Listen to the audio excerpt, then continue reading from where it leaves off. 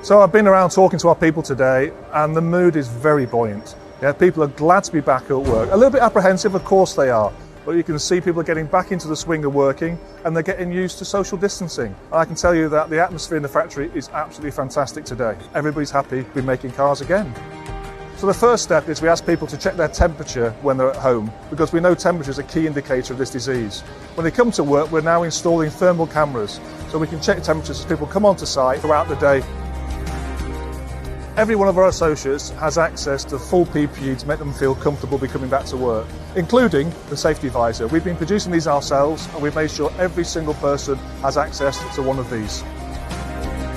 With everyone returning, we were a bit anxious, a bit cautious as to what might be coming. But all the measures they put in place, I think from the first moment I came into the car park and I then went down the stairs, I've been received by all the managers. I think it lifted a lot of spirits and made people feel a lot safer. Yeah, I was quite anxious coming back to work, but nothing to worry about. It's all safe. Everywhere is safe. They've made sure we've got hand sanitizer, we've got masks to wear, all 2 metres apart on the crossing, so everywhere is safe.